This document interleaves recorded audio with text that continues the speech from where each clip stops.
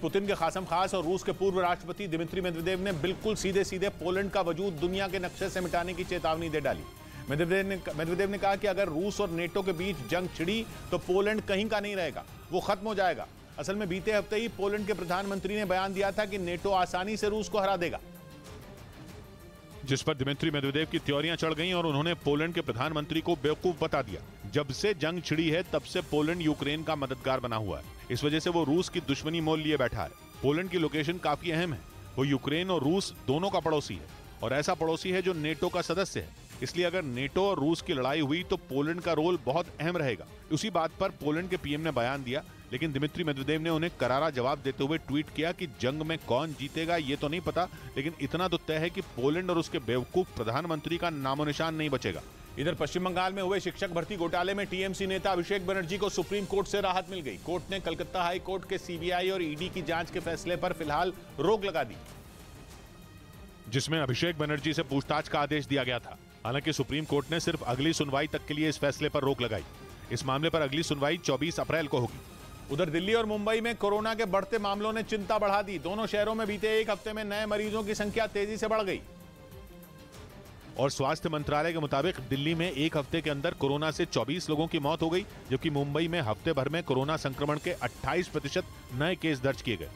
वहीं देश भर में पिछले 24 घंटों के दौरान कोरोना के 9,111 नए मरीज सामने आए। इस बीच पश्चिमी मीडिया का दावा है कि रूस के खिलाफ युद्ध लड़ रहे जेलेंस्की उसके पेट्रियट मिसाइल डिफेंस सिस्टम के फैन हो गए। पुतिन की सेना की ओर से यूक्रेन के शहरों पर किए गए घातक हमलों के बाद जेलेंस्की ने उनके मिसाइल सिस्टम की जमकर तारीफ की और यूरोप के देशों से अपनी सेना के लिए ऐसे ही खतरनाक मिसाइल डिफेंस सिस्टम की डिमांड कर डाली। असल में युद्ध के दौरान रूस के पेट्रियट मिसाइल डिफेंस सिस्टम के घातक वार से जेलेंस्की की सेना को कई इलाकों में भारी नुकसान उठाना पड़ा। इसी वजह से जेलेंस्की चाहते हैं कि उनकी सेना के पास भी ऐसे मारक हथियार हो जिनसे रूस के लड़ाकू विमानों पर सटीक वार किया जा सके और पुतिन की फौज को सबक सिखाया जा सके। पिछले साल अमेरिका ने यूक्रेन को पेट्रियट मिसाइल डिफेंस सिस्टम देने का ऐलान किया था, लेकिन अब तक ये खेप यूक्रेन पहुंच नहीं सकी। हालांकि पश्चिमी मीडिया के मुताबिक अमेरिका यूक्रेन की सेना के 65 जवानों की एक टीम को पिछले मार्च में ही इसे चलाने की ट्रेनिंग दे चुका है। यानी बहुत जल्द अमेरिका से मिलने वाला ये घातक हथियार जेलेंस्की की फौज के बेड़े में शामिल होगा। वहीं यूक्रेन के रक्षा मंत्री के मुताबिक जर्मनी और हॉलैंड ने भी यूक्रेन को एक पेट्रियट मिसाइल डिफेंस सिस्टम देने का वादा किया है और जल्द ही जेलेंस्की की सेना को मिल सकते हैं। पेट्रियट दुनिया के सबसे खतरनाक एयर डिफेंस सिस्टम में एक है। इसकी मदद से एक बार में 4 मिसाइलों को दागा जा सकता है। ये इतना ताकतवर है कि बैलिस्टिक, क्रूज मिसाइल और आधुनिक लड़ाकू विमान तक को ढेर कर सकता है और जंग के मैदान में हारी बाजी को पलट सकता है। यही वजह है कि जेलेंस्की जल्द से जल्द अपनी सेना को यह हथियार दिलाना चाहते हैं।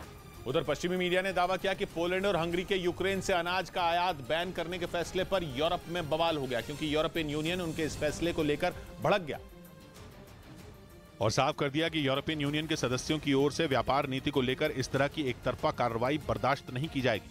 पश्चिमी मीडिया के मुताबिक पोलैंड और हंगरी में इस बार गेहूं समेत दूसरी फसलों की बम्पर पैदावार हुई है। वहां किसानों को उम्मीद थी कि उन्हें इसका फायदा मिलेगा, लेकिन देश में यूक्रेन से सस्ता अनाज आयात होने की वजह से उन्हें नुकसान उठाना पड़ रहा है। ऐसा इसलिए क्योंकि जंग के बाद से ही काला सागर में रूस की नाकेबंदी की वजह से यूक्रेन के कई बंदरगाह बंद पड़े।